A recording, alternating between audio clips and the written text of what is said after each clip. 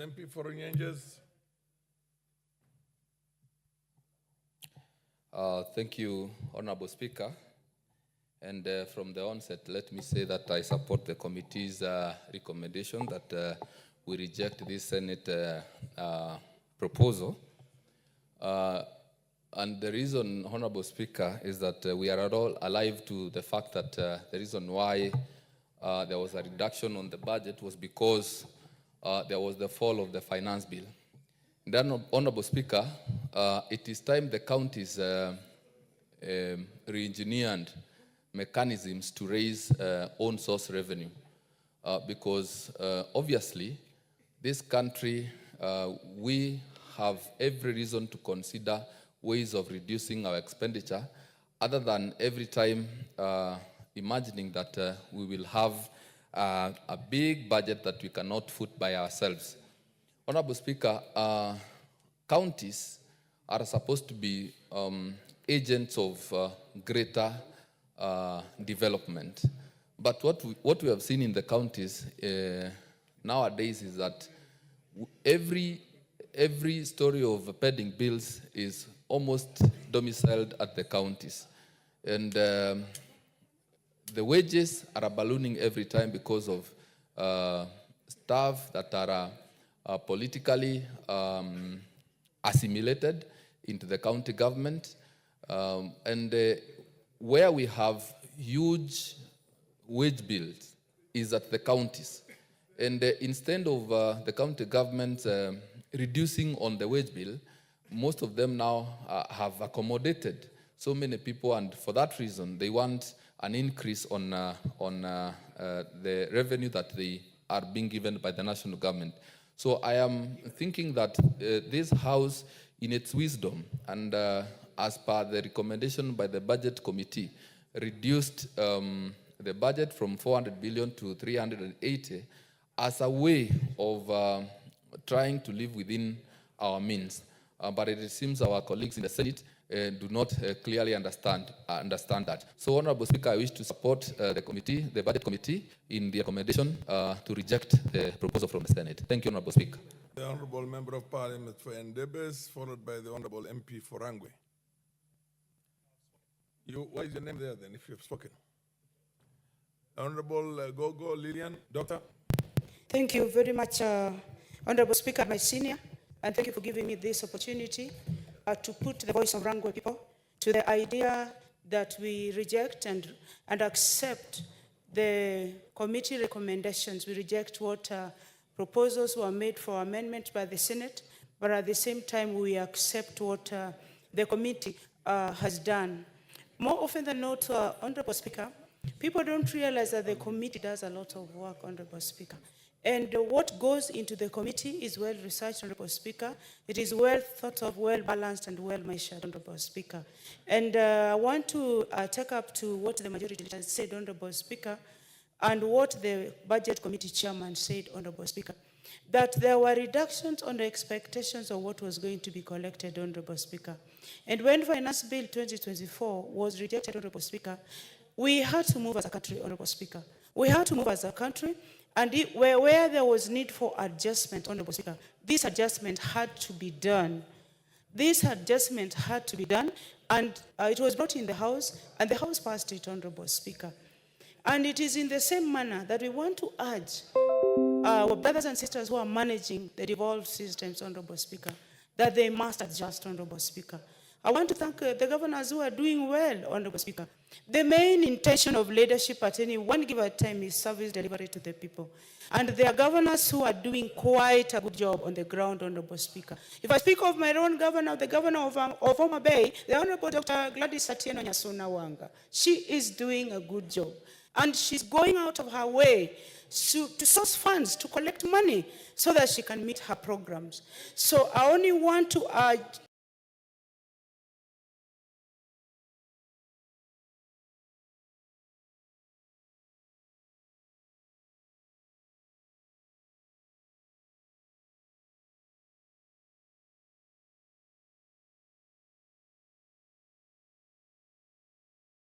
urge our devolved systems that hospital systems must still be taken care of.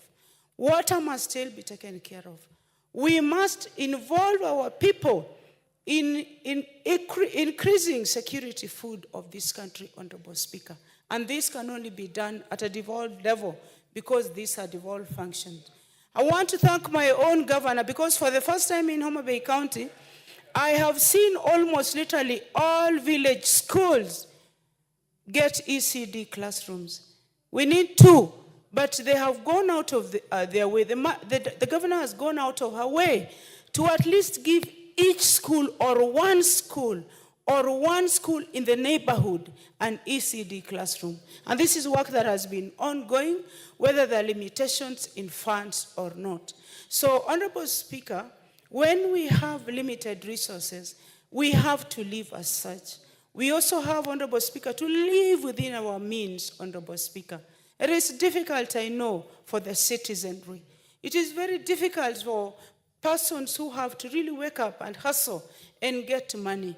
And more often than not, the person who should do government, who should do business is normally government. Most money comes from government for business people, Honorable Speaker.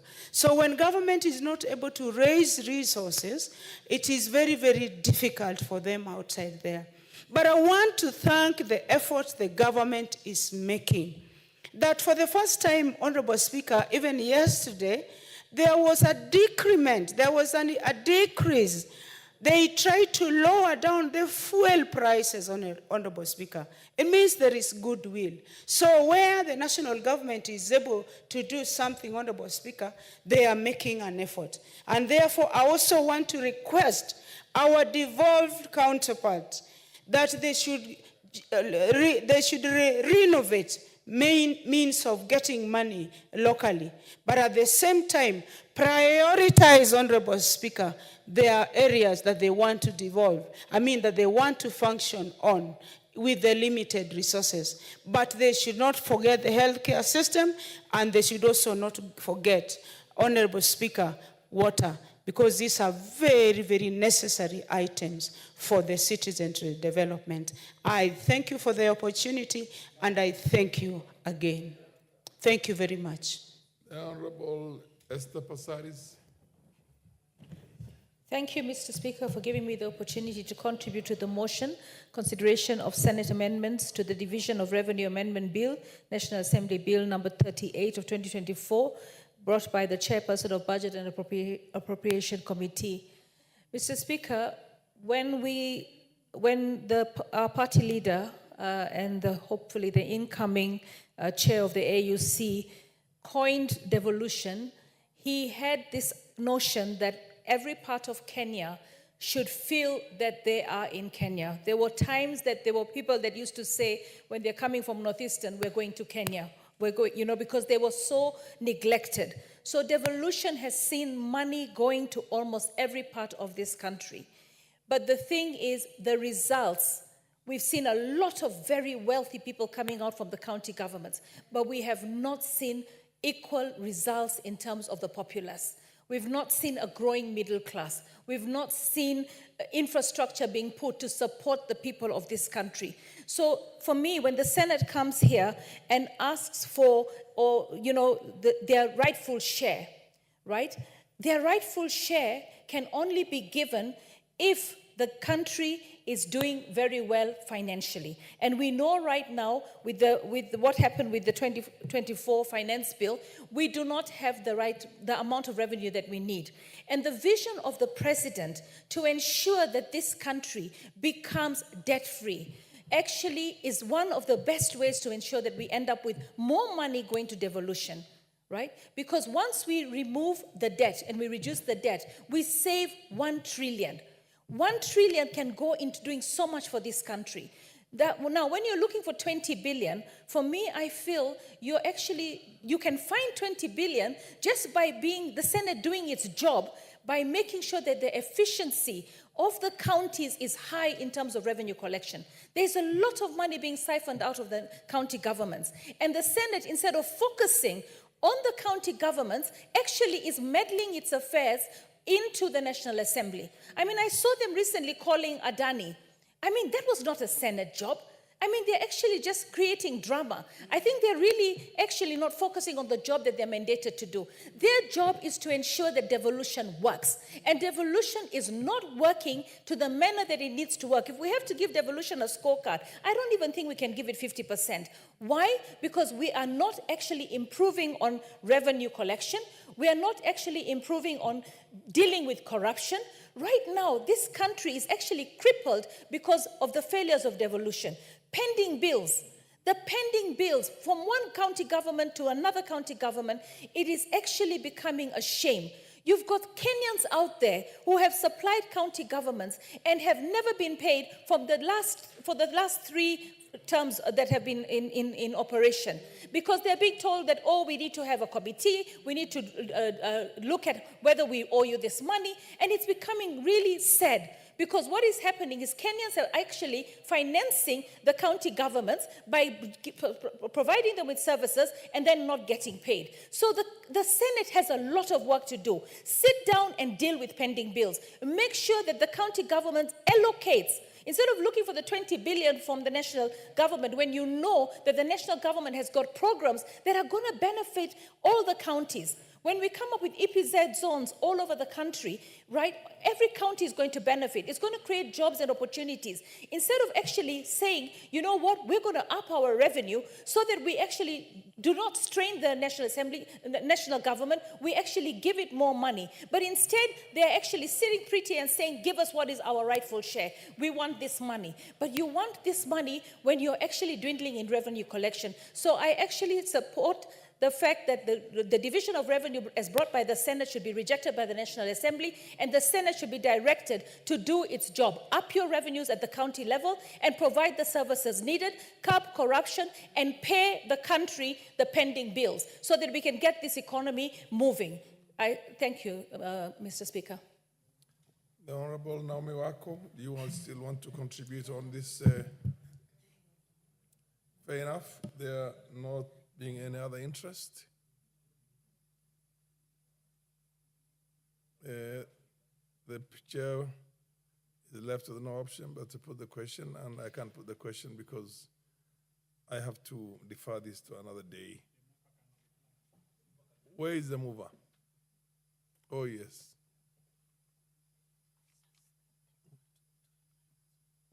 The mover replies, and then we will proceed, mover, and reply.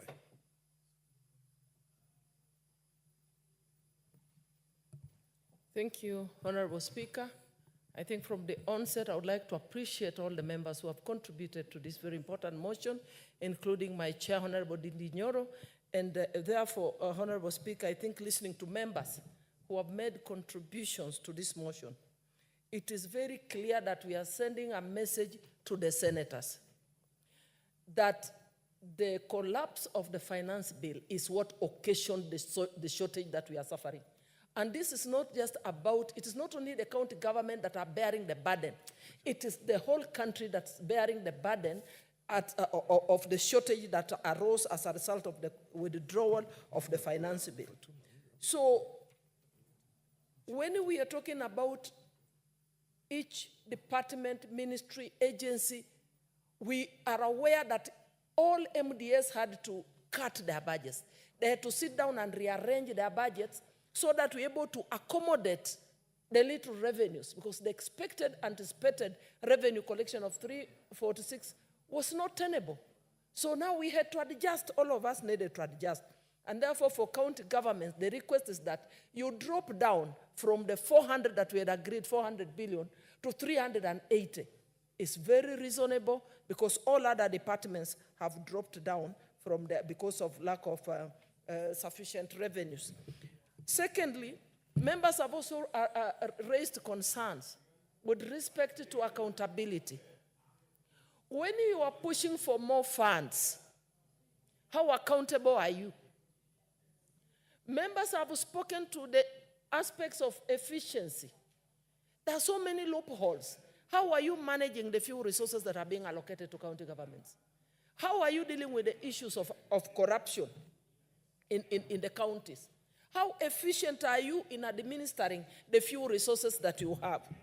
Honorable Speaker, members have also raised concerns with respect to raising additional revenue, own revenue by county governments.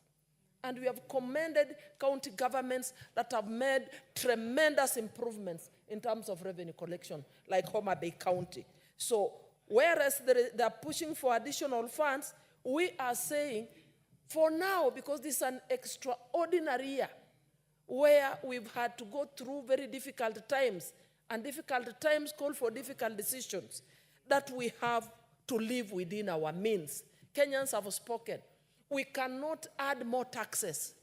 We cannot also borrow more, because that means we need to look for more revenue-raising measures so as to be able to raise money to pay for the loans, or to raise more money to give additional increments to the county governments or any other ministry or departments. Therefore, I want to commend the members for your contributions, and also among other concerns that members have raised, we are saying that the governors should prioritize paying pending bills. From the monies that are paid to them, the Senate should come up with means and ways to ensure that county governments pay their pending bills, to ensure that our contractors are paid. Because no one should do work with the county government. In fact, as we speak right now, many contractors are shying away from working with county governments because they do not get to be paid their monies. So county governments need to shape up, they need to pay their bills, they need to increase their revenue collection, and they need to be able to take up the proposal that was given by this House. Because I remember, before the first supplementary, we did get into a mediation. We were proposing 391, they were proposing 415, and we go to a middle ground of 400 billion. But right now we cannot give 400 billion because we are not able to raise that money. So they have to take 380. So with those few remarks, Honorable Speaker, I beg to reply. Thank you.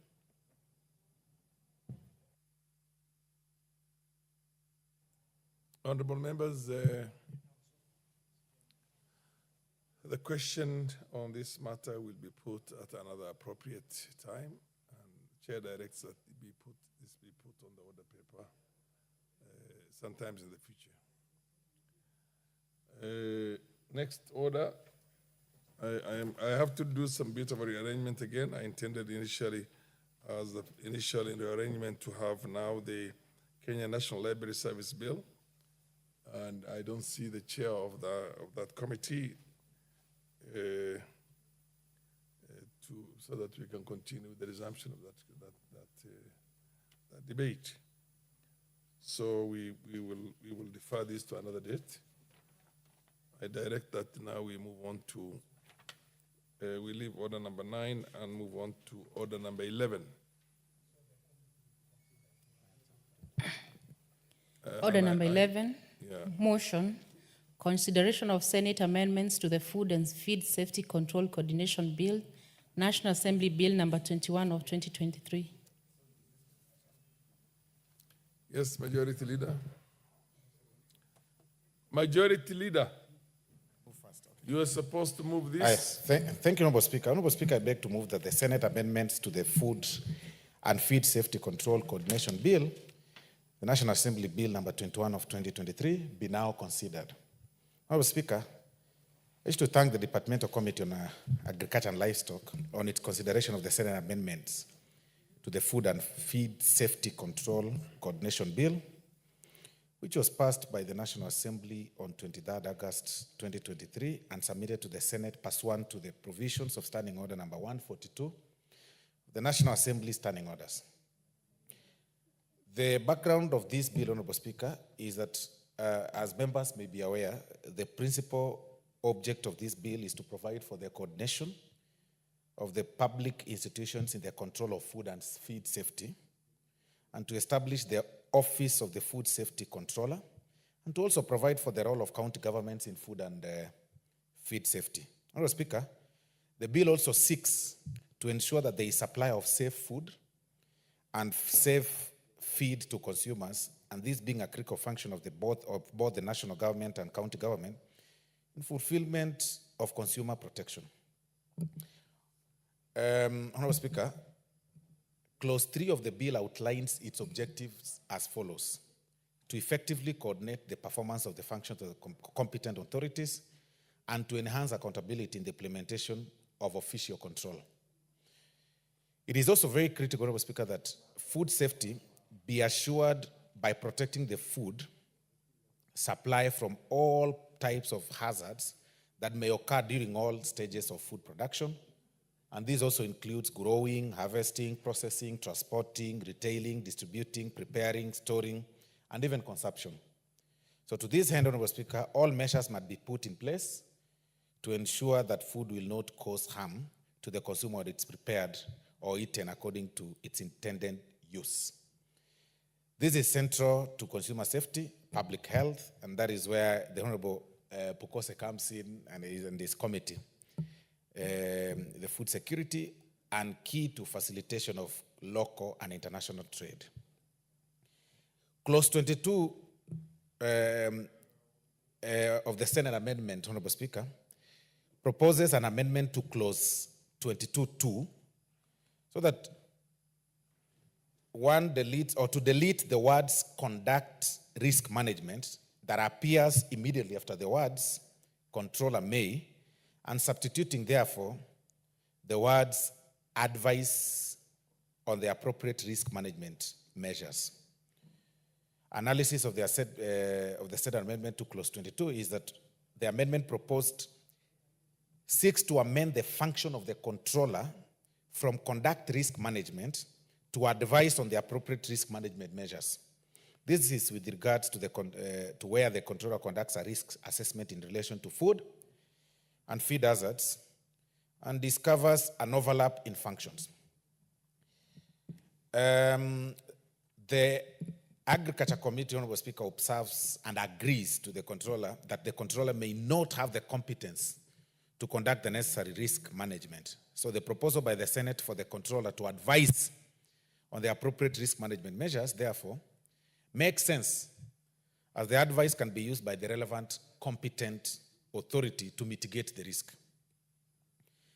There is also an amendment, Honorable Speaker, of clause 25 of the bill, which is to be amended in subclause 3 by inserting the following new subclauses: 3A, and this is on receipt of report under subsection 3B, the governor shall submit the report to the respective county assembly. This, Honorable Speaker, proposal intends to allow governors of county government to submit to their annual report on the state of food safety and also the feed safety in the country to the respective county assemblies. When the Committee on Agriculture looked at this proposal, Honorable Speaker, they agreed and said that submitting the annual report on the state of the food safety in the country to county assemblies increases oversight to the sector, which is a good thing, given that food safety is very critical. Additionally, Honorable Speaker, the reports are submitted to Parliament, and therefore makes sense for them to be submitted to county assemblies because the data is collected from counties. There is also the Senate amendments to the first schedule to the bill, and the first schedule be amended by inserting the following new items immediately after item number 3. That each county government department dealing with matters relating to agriculture, and 3B, each county government department dealing with matters relating to health. Mr. Speaker, the amendment proposed seeks to include each county department dealing in matters relating to health and agriculture in the list of competent authorities. This, Honorable Speaker, was rejected by this relevant committee. I said because the competent authorities at the county levels are not recognized internationally. You know, a county authority formed within the county cannot be used as an authority to be recognized internationally, Honorable Speaker. So the competent authorities proposed by the Senate report to the competent authorities listed in the first schedule to the bill, and therefore makes no sense to include them in the list.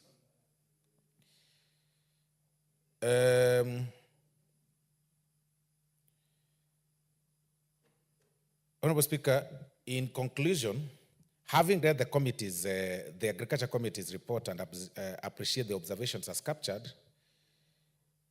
the next stage then would be that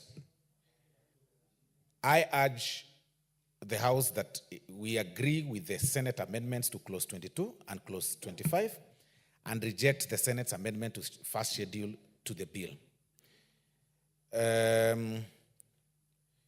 I am also getting, Honorable Speaker, the new development from the Honorable Pukose will second this motion, and that will also be reviewed as we proceed. But we urge the Honorable members to adopt the recommendations as they are, in line with the realizations of Article 43(1)(c) and Article 46(1)(c) of the Constitution of Kenya. So, Honorable Speaker, I beg to move, and I request the Honorable Dr. Pukose to second. Thank you, Honorable Speaker. Honorable Speaker, I stand to second the report as stapled by the leader of majority, in that when we talk about competent authorities, we are talking of Kenya National Bureau of Statistics, you are talking of the Kenya Bureau of Standards. Those are competent authorities which have the power to be able to competently give a report. So when we say that the Health and the Agriculture Committee of the county be included in the schedule for competent authorities, I think that is misleading, and they do not have that capacity as competent authorities. The other two amendments, Honorable Speaker, we agree with them, and therefore I would want that this is when the Food and Feed Bill came before this National Assembly. We dealt with it together with the Agriculture Committee, that's the Health Committee and the Agriculture Committee, because matters feed and food affects both agriculture and affects both health, because we are talking of food from farm to the table to the fork. And therefore, handling of that food is both a public health concern, and it's also agriculture concern, because when food is being prepared in the farm, you're using herbicides. You must use proper herbicides. When you are cleaning, you must make sure that the food is cleaned and packaged properly before it can be taken to the market. Occasionally, Honorable Speaker, when you travel along the road, you see lorries which are carrying cabbages that are just hanging and a lot of dust going into them. That is not proper way of handling that food. Occasionally, you go to the butchery and you see butchers carrying meat in their bags. That is not the way it should be done. And therefore, I think this bill will bring hygiene. It will bring proper measures to which we can be able to have both self-control and also regulations that can guide in terms of how do we handle food, how do we handle animal feed, and all that within that area. So, Honorable Speaker, in terms of the last amendment by the Senate, which we disagree with it, I think the committee, both Agriculture Committee and the Health Committee, will be able to mediate, because we'll be able to form a mediation committee so that that can be ironed out, so that the senators can understand what we mean by competent authority, not a health committee or agriculture committee in the county. That is not what we mean by competent authority. With those few remarks, Honorable Speaker, I second.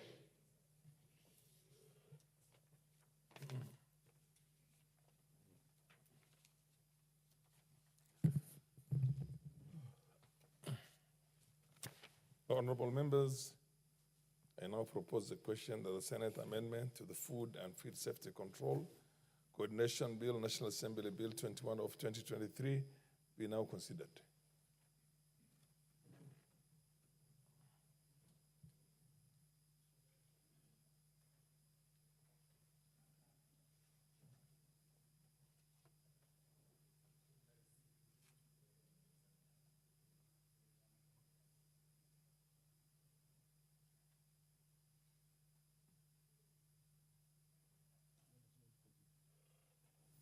The Honorable Lillian Gogo.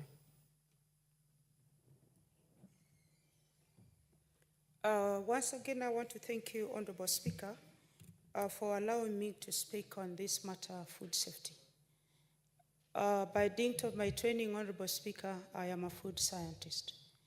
And when it comes to matters of food safety, I'm more than glad that you have given me an opportunity to speak in the area that is so close to my heart.